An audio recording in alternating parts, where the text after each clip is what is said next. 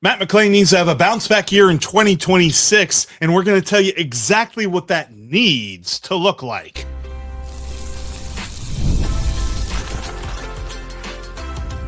You are Locked On Reds, your daily Cincinnati Reds podcast, part of the Locked On Podcast Network, your team every day. Welcome in to Locked On Reds. Locked On Reds is part of the Locked On Podcast Network, now the number one sports podcasting network in all the land. My name's Stephen Offenbaker. His name's Jeff Carr. We love baseball. We love the Cincinnati Reds. We love talking about the Reds. We love talking about baseball. So much so, in fact, we've been doing it for a combined 16 seasons now. We love talking about these things with you. On today's show, a little bit later, we're going to talk about that trade that went down, if you missed it, with the Pittsburgh Pirates yesterday.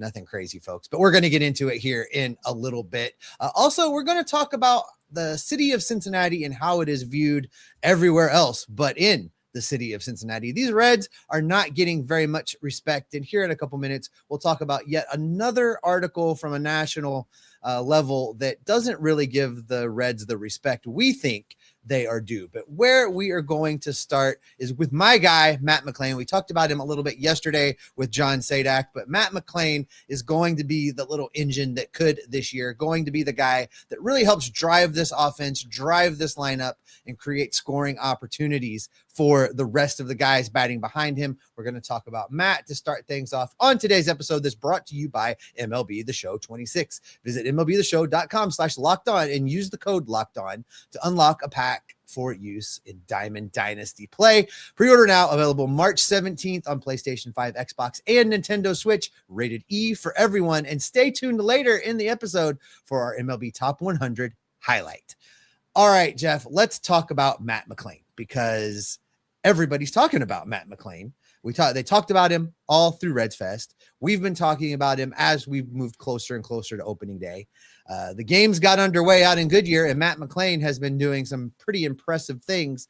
And really, he's looking like the guy we have been saying that the Reds need for him to be in order for this thing to go in 2026. And I'm excited about what we've seen so far. Yeah, high hopes abound. And what we want to focus on in today's episode is what our expectations are for Matt McLain, because I think it's clear that most of Reds country agrees on his importance to the lineup. We heard, as we talked about with John Sadak yesterday, and in case you missed that conversation, it was a wonderful conversation. Please go back and watch that. But John had a lot of insight knowledge, but also just talking about what Terry Francona had to say on the broadcast the other day that we all heard. If you watched the spring training broadcast, Terry Francona literally told us that he is the number two, that Matt McLain is the number 2 hitter. And then if it doesn't work out, they will pivot. It's not he has to earn it back. It's not he has to work into it. It's that he is going to be the number 2 hitter on opening day. So for me, the expectations are pretty high, because we're talking about a dude that's coming off of a year that everyone will also agree wasn't all that great at the plate. He had a good glove, and the glove was the reason that he did not finish the year with a negative WAR. But the bat was the reason that he didn't finish the year with a positive WAR, because the bat wasn't very good. Just to remind you, to 2,300, 343. That was his slash line from last year. He hit a grand total of 15 home runs, which was one less homer that he hit in 89 games in 2023. 89 is a lot less than 147. And so, obviously, he was way off the pace. And so it's somewhere in between. And I think it's a little bit better than his career average numbers right now. Steve, his career average numbers right now, 249 batting average, 323 on base, 411 slugging. If he finished 2026 with that, I think I'd be a little bit disappointed based on where the hype is right now and based on where they are billing him in the lineup. So it's got to be better than that. Yeah, John said yesterday that he wanted to see like a 30% better Matt McLain than he was last year. And if you kind of play with the numbers a little bit, and I'm not going to play with the numbers too hard, but let's just say he has an increase in OPS plus of 30%. Let's say he goes from 74, 75, where he was last season, up to a little bit over 100. Let's call it 104. Let's call it 110 even. If he gave you a slash line, Jeff, of 266, 315, I don't know, 453, somewhere like there, or 264, 336, 440. Let's say an OPS plus of about 110. That would be good for a WAR somewhere between 3 and 4. That would be a little bit better. That'd be about a 35% increase. And by the way, that slash line 264, 336, 440, that's Elly De La Cruz's slash line from last year. That's an OPS plus of 109 and a WAR of 3.6. I'll take that. And that's the 30% increase Sadak said he would like to see. Those are numbers I would be comfortable with seeing him put up in the number 2 spot. That's not a big ask. And I think Matt has showed us he can be that particular guy. Because the number 2 spot in the Reds lineup was so bad last year. And McLain was a big reason why, because he played the majority of the time in that number 2 spot. But when you look at how he can improve that this year, I think the on base is a big one. I would like to see him slug more than 411. I like that 440, 450 range. I feel like slugging over 500 as he did in 2023 is a tall ask, because I don't think that's who he is. And I think that was a sample size bit, and had he played longer, we would have seen that come down, albeit not like fortuitously, like it wasn't going to drop 100 points, but it probably would have dropped like 20 or 30 points. And we would have said that would have been about right. But if he can get on base 34% of the time, like have a 340 on base, I think that is really good. His on base percentage in 2023 was 357. So it's still a little bit of a come down from that, but it's still a vast improvement on what we saw last year. Because if you have him on base with Elly up the bat and Gino on the on deck circle, there's going to be a lot of pitchers that are going to need to reapply their deodorant about by the 3rd or 4th inning, because they're just not going to be comfortable on the mound. And that is what we want from Matt McLain. We've talked a lot about, we want Elly to be an MVP candidate. We want Gino to mash, and we want Matt McLain to be that harbinger for the middle of the lineup, because they just didn't have that bridge between the chaos that TJ Friedl brings and the damage that the middle of the lineup can brings in the number 2 spot last year. And that's what Matt McLain needs to do. Yeah. The disruption factor cannot be stated enough, Jeff. Between having a guy like, TJ Friedl is going to lead off a lot for this team. And, yes, of all the guys on the base pass, somewhere along the way, TJ Friedl is the guy that earns the nickname Captain Chaos, right? With the bunts and the doing of the things. But, he can be disruptive on the bases. Matt McLain can be disruptive on the bases. Elly for sure can be disruptive on the bases. And then you've got to face a Eugenio Suarez. All of these things combine to get the Reds runs per game average up, which is what we're saying needs to happen for this team to compete for the division. I don't know that it's a big ask for them to score right up against 5 per game on average. I think this team can produce some runs now. And that is going to be the difference. The guys getting on base early, Eugenio Suarez getting to bat in the first inning more often than not. These are the things you're going to be looking for. And Matt McLain, with a solid offensive performance from the 2 spot, is going to enable that to happen. And I like what we're seeing from him from a get on base perspective. I like what we're seeing from him trying to protect that low and away that he struggled with so hard last season. Been good in that in spring so far. Right. Yeah. John told us he's using a little bit bigger bat. He's doing things. We talked about the fact that he tried moving closer to the plate, didn't like it. It's kind of back in his original position, but using the bigger bat. So Matt is making adjustments, and so far it looks like things are paying off. I really feel like last season we saw Matt McLain. We just saw a glimpse of him for a bit of last season. He kind of started to come out of the funk, but I think he just put way too much pressure on himself. His counting stats, as it were just so bad for so long. He was never going to dig out of that hole. I like this fresh start, fresh approach, new beginning that spring brings. And Matt McLain is going to deliver. I don't have any doubt in my mind that Matt McLain is going to be much closer to 2023 Matt McLain than he was last season. And that is exactly what will drive things for the Reds in 2026. Yeah, some guys need a new stance. Some guys need a new swing. Some guys just need the calendar to turn over. And that happened for Matt McLain. And hopefully we see him just go, go, go. One other thing, and this isn't, I don't even know that this is an expectation, but it's a note worth taking, is that the Cincinnati Reds number 2 hitter last year hit into 20 double plays. That's the combined strength of everybody that hit second. There were only 4 other teams that hit into more double plays out of the number 2 spot than the Cincinnati Reds did. None of them playoff teams. So the Reds kind of overcame a tough number 2 hitter situation. Like to see them thrive in that spot. And I think Matt McLain can do that for them in 2026. But Steve, Matt McLain is part of the equation of what everyone outside of Cincinnati sees in the Reds and why they don't believe in them. And I think it's ridiculous because there's a lot of disrespect that's being thrown the Reds' way, and we're going to debunk all of that coming up next. This week's Locked On MLB Top 100 highlight is brought to you by MLB The Show 26, the latest from the beloved video game franchise.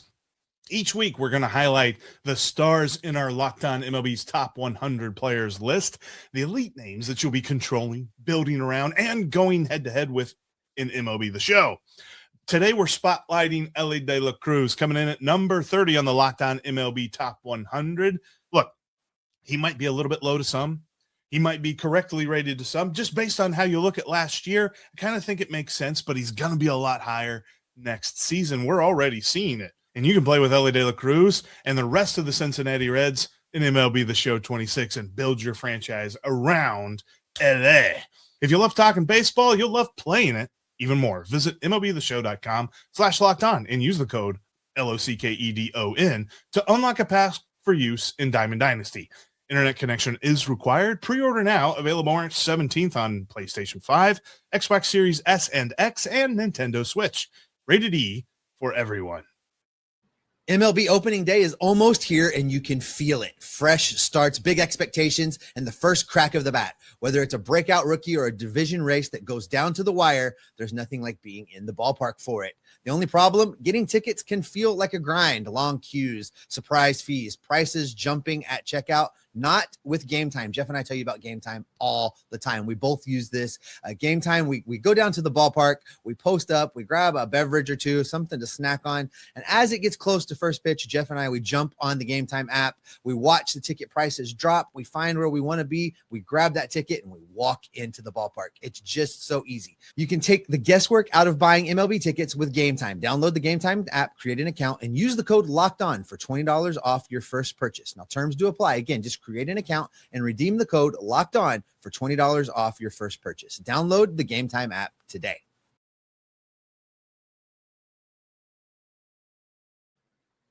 Thanks for making Locked On Reds part of your day and part of your everyday routine. Look, you always make us part of your everyday routine. Now, take it up a notch and go ad-free. Join the Everydayer Club by going to lockedonreds.supercast.com to learn more today. $5 a month, $50 for the whole year. And you get an ad-free feed, members-only Discord access, and so much more. All right, Steve. I saw it this morning. It was posted by MLB.com. They posted their tiers article where they rank every team in Major League Baseball on some sort of tier list. And the Reds made it to tier 5, which is the 500 teams, at least according to this article. Now, to briefly run through them, tier 1, history in sight, Dodgers. They're the tier 1 team, period. Makes sense. Tier 2, World Series ring or bust. Blue Jays, Cubs, Mariners, Phillies, Red Sox, Tigers, Yankees. Cubs in there. Yep. Okay. Top 3, tier 3, non-playoff teams most likely to get there in 2026. Braves, Mets, Orioles. Okay, Mets. Yeah, how about that, huh? Tier 4, we always underrate you and always look bad duo, Brewers and Guardians.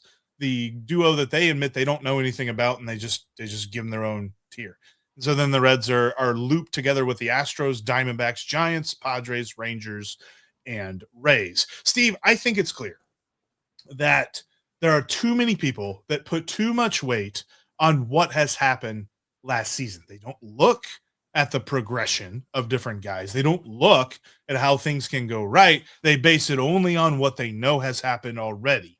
And so when you look at what has happened already, that is where you come up with these things where the Reds are somewhere between 20% and 35% to make the playoffs. I don't know why that is. They got better from last year. They made the playoffs last year. And while it required a Herculean collapse by the Mets, I think it's clear that everything about this team is better for 2026. And yet people seem to rate them lower.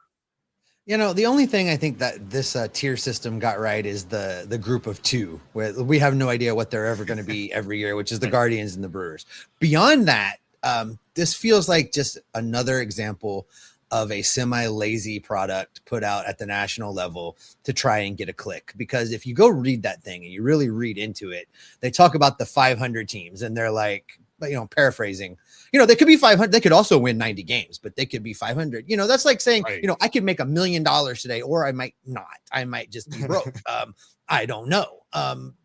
Click here for more details. That's exactly what that article feels like. But when you take it and you combine it with what the projection systems have churned out, when you combine it with what the other national guys are talking about when they do their shows and when they talk about the Reds, I think you hit on the sweet spot of the problem, which is they don't take into account the growth. They don't take into account the performances of players that were clearly playing their way back through injury in situations that weren't giving them the best possible outcome to get better. Spencer Steer is a classic example of that. They don't take into account the fact that he was playing with one arm because the team needed him to, not because he was trying to be a hero and push through things, not because he didn't tell anybody that he was injured and have problems with, I don't know, his elbow, something like that. It was because he was asked to do it by the team because they didn't have anybody else. And Spencer Steer stepped up and did the best he could. But they don't take that into account when they're doing these projections. So I think everybody's missing pretty big on what these Reds are going to be, because it required a collapse for them to make the playoffs. They had some struggles along the way, but there's several players on this team that are just going to be better as long as they're healthy. They can't help but be better because they're healthy. Is it fair to say that when the national media and just people in general outside of Cincinnati look at the Reds, they all have this mentality of, oh, look at Junior. He did something impressive in school. How about that? Boy, you got a good grade. Oh, yeah. How about that? That's what they always approach the Reds with. When they signed to Eugenio Suarez, we were surprised, but we were excited. And everybody else was just like, wow, good on ya. Way to go. And that's how it felt. And that's how it continues to feel with the Reds, because you're right. The word for word lines here at the end of this tier that was written by Mike Petrello on MLB.com, it says, it's really, really not that hard to see one of these teams taking off and having one of those seasons where it all goes right and they end up with a 92-70 season. It's also not that hard to see one of them having a bad roll of the dice and losing 92 either. As in, they don't know, man. And they don't know when it comes to the Reds. Like, they're not hearing, and I don't know why they wouldn't. I'm hearing plenty of reports about this, but they're not hearing the speech that Terry Francona gave to his players this year. It's no longer like he showed up day one of spring training. He said, we're not plucky anymore. We're not the little team that could anymore. We're going for this thing. This year's the time to win. And we're not talking about we're young and we're still early. It's not early anymore. It's time to go. And I believe that this team is buying into that. This isn't a situation where they don't know what they don't know. They know how to go, and we're going to see it here in 2026. Oh, I'm glad you didn't continue to rhyme. That was getting a bit scary there. And they're going to show. Oh, no, we're not doing that. I'm curious. And, just as an aside, how the hell did the Cubs end up being in the World Series or bust list? What is going on? I mean, did the guys from Locked On Cubs write this thing? Like, how do the Cubs get into the World Series or bust? Yeah, I'd like 2 seconds on that for just a minute. They lost Kyle Tucker and they signed Alex Bregman.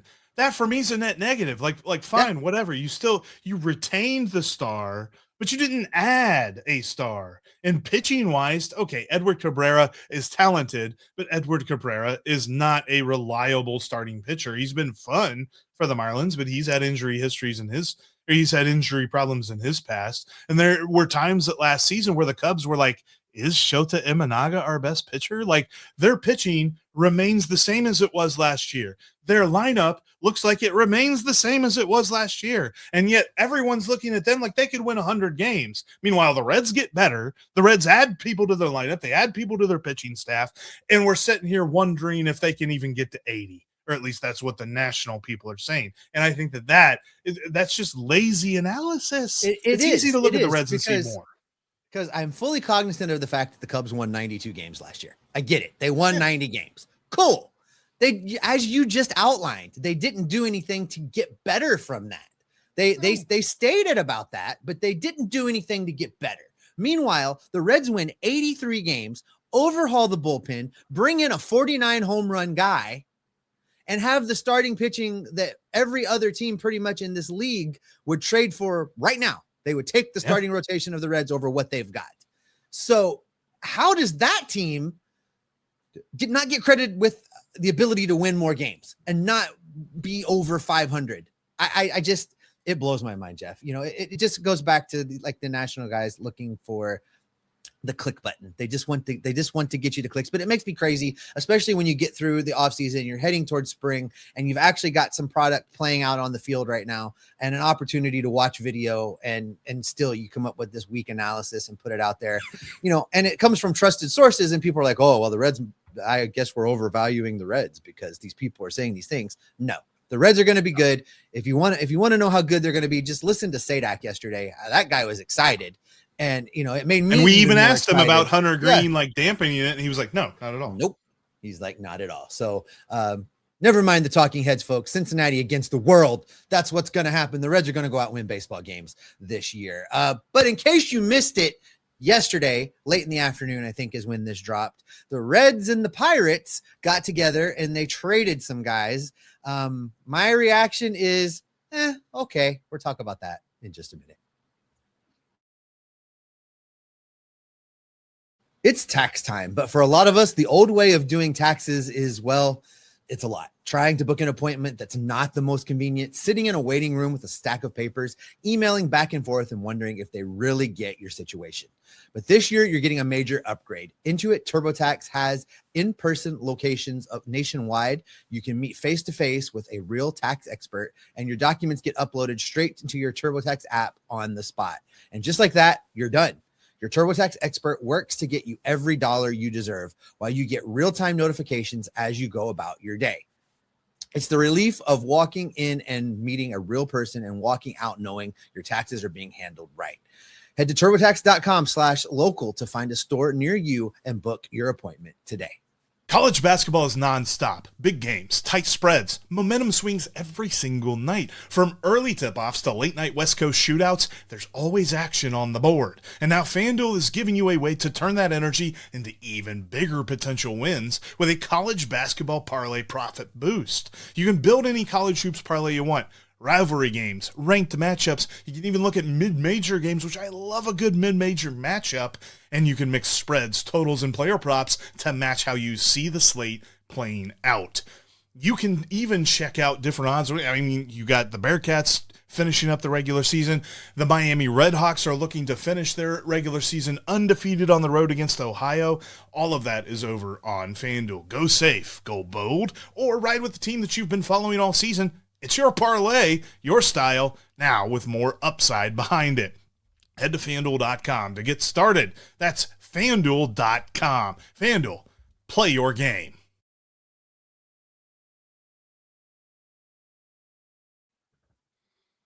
Oh, it's my turn. Hey guys, we're back. Thanks for watching us here on YouTube. If you can't watch us on YouTube, you can get us on every single audio podcasting platform that there is out there. We're pretty much on them all. If you find one we're not on, you need us to be there. Message Jeff. He can probably make that happen for you. Also, the audio is where the Everydayer Club lives. That's right. Ad-free Locked On Reds. No interruptions. $5 a month, $50 a year. The link for the Everydayer Club is down in the show description. All right, Jeff. There was a trade that went down, and my initial reaction is this trade seems weird. The Reds traded away Tyler Callahan, and on the surface of it all, take the names out, take the, we wanted the feel-good story of the comeback from the gnarly wrist, and, you know, we all remember him crashing into the wall in left field and almost still hanging on to the ball for the out, but not quite, and the outrage that followed and all of the things. But when you take the names out of it and you just look at the positions of it all, I find it odd that the Reds are dealing from the outfield right now. Now, granted, they added a relief pitcher that's going to be a spare part that could be more than that if your analysis holds, which you're going to get into here in just a minute. But I look at the whole thing of it, and it just strikes me as odd that the Reds would deal from the outfield. Yeah, I think that this trade overall is fine. Like, I'm not going to get really excited about it, but I saw some folks like get mad about it. And I kind of want to set the record straight on this because I see what the Reds are doing. All offseason, the Reds have been focusing on this bullpen. They went out and they got they brought back one dude, and they got 3 new dudes. And now they have added another guy who could very well slot in the final seat in the bullpen, or he could be the first guy up from AAA, one of those two things. In Kyle Nicholas, right-handed pitcher from the Pittsburgh Pirates. That's who they acquired by sending Callahan to Pittsburgh. And we'll jump back into the Callahan of it all in just a minute, but Kyle Nicholas is an interesting pitcher. He is a guy that has a 4-seam fastball, slider, and a curveball mix in his pitch mix. His 4-seamer averages 97.6 miles an hour. He's up in the top 10% of the league as far as his average fastball velocity. And he does a really good job of getting swings and misses, particularly on his breaking ball stuff. The problem with it is it's not all been consistent. He's had trouble with walks. In fact, the last couple of years, he has seen a reduction in walk rate year over year, but it's a reduction in walk rate to last year where it was at 10.8%. League average is at 8.4%. So we're still talking about a guy that walks too many players. And I think that this is intriguing because it feels like the Reds know what they have in Luis May and Zach Maxwell. And it feels as though they want to add more arms to that equation. They want to make sure that they don't have to rely on either one of those guys. As electric as they can be, they can also be pretty detrimental too. And I feel like Kyle Nicholas is going to be put into this equation and given a real shot because his stuff, he has a lot of good stuff. And there's some folks that have talked about this, at least I've seen on social media. He's a guy that I think if Derek Johnson can really work with and improve, we could see him be a very viable relief pitcher for this bullpen. But I understand that the conversation then is, so why do you get rid of Tyler Callahan for a guy like this? My thoughts on this, on Callahan, are he was just the odd man out of the depth chart because they believe in Edwin Arroyo and him taking the step forward to where if they need a middle infielder that they need to call up at some point this year, he's their guy. Bear in mind, a lot of guys on the roster currently that will make the opening day roster can play in the middle infield to some capacity. Spencer Steer can play all positions on the field, I firmly believe. But you also have Sal Stewart, who's played at second base. You can move Matt McLain to shortstop if you need to. Noelvi Marte was a shortstop prospect, so many different things. So there's definitely ways within that you can move, and if you have to call somebody up, you can call up Edwin Arroyo. But the other part of the infield bench equation was completely blown up when they brought in Nathaniel Lowe. The fact that he was even available, that makes their depth in the infield so much better. He's going to make the opening day roster. I have no question about that. So then you look at the outfield, like you mentioned. Why are you trading an outfielder? Well, they still think they got something in the tank with Will Benson and Reese Hines. And then Blake Dunn is really showing them some things here in spring training. So if you're going to call somebody up to play in the outfield, I think that those 3 guys are all firmly ahead of him. And then you could argue that Hector Rodriguez is ahead of him as well. And so how does he really fit into all of this? The Reds looked at this and they said, you know what? We like him. The story could be interesting. But if we get to the point where we got to see the sequel to this story, there's a lot of other problems that we have. And probably a lot of that stems from pitching. So let's go get some more pitching depth. And they took advantage of that opportunity. Yeah, and I think you're right about Nicholas, maybe being able to squeeze a little bit more out of him with Derek Johnson in Cincinnati. I mean, you look at his trends, and you talked about this a little bit, but you know how I like to go straight to strikeouts per 9, walks per 9. And you look at his major league career, those trend, it's interesting because you would look at it on the surface and be like, oh, well, I mean, he broke into the league striking out 11.8. And last season, and by the way, that was in just 4 games at the big league level. Right. But, last season it was down to 8.1. Yeah. But the walk rate has come down from 6.8 to 5.1 to 4.3 walks per 9. So he's not striking out as many guys, but he's also not walking as many guys, and he's getting the outs. His ERA was a little high, but you know how that is with relief pitchers. He was in 31 games last season, 38 innings total. But the season before, if he's the 2024 guy, again, 3.95 ERA in 51 ball games, 54 innings pitched, Jeff, with strikeouts per 9 of 9, and his walk rate was high at 5. So if he can fix the walks and maintain a strikeouts per 9 somewhere between 8 and 9, that's a useful guy kind of in the back of your bullpen. Now, it's not an 8th inning, 9th inning guy, but you need a couple decent 6th inning, 7th inning guys in your bullpen that you can go to with a fair amount of certainty. I think Nicholas can be one of those guys. Will he make this bullpen? It's an interesting question, because for him to make this bullpen, you're talking about probably the Reds getting rid of Sam Mull. And I'm going to be really interested to see how that continues to play out in the spring. We've seen Sam Mull a little bit already out in Goodyear. Looked okay. Wasn't, anything stellar, but was fine. So, this last spot in the bullpen is still up for grabs. And I think, this trade also might be just a warning to the others that the Reds aren't real comfortable with what they're seeing so far. And they're going to keep an open mind and try to continue to make this bullpen better. And if you want that last bullpen spot, you better go out there and earn it. So this could light a fire under the rest of the guys as well. Somewhere about the beginning of December, I think it was, I made the point, because it was around the time that they brought back Emilio Pagan. I made the point that I was comfortable with who the Reds had in their bullpen. And somebody in the front office heard that and said, oh, dear God, no, we're not. And they continue to be uncomfortable with that. And you know what? I'm okay with that, because we say every year about every team that every single team hits the trade deadline, and what do they need? Relief help.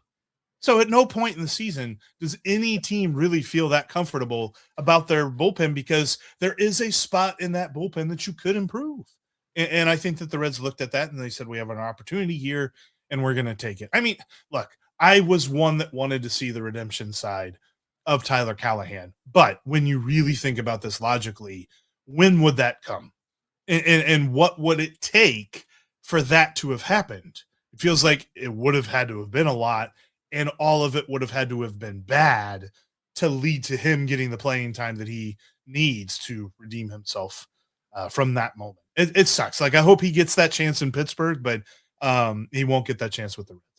Well, he might now. McCutchen is gone. He is. It's true. He's a Texas Ranger. There is an opportunity there, and that is where we're going to go ahead and end it for today. Thanks as always for making Locked On Reds your first listen each and every day. For the audio folks, go check out Locked On MLB. There's a couple shows going over there that have Major League Baseball covered from a national perspective, from a player perspective. Lots of good stuff in that feed. Go check it out. And if you're on the video, stick around. We're going to send you over to Locked On's first ever national 24/7 YouTube channel, where all of the experts of Locked On, not just Locked On Reds, but Locked On, are talking ball with you 24 hours a day, 7 days a week. So next time, we will keep gathering up the news, the notes, the information, the rumors, and the reports to keep you Locked On Reds every single day.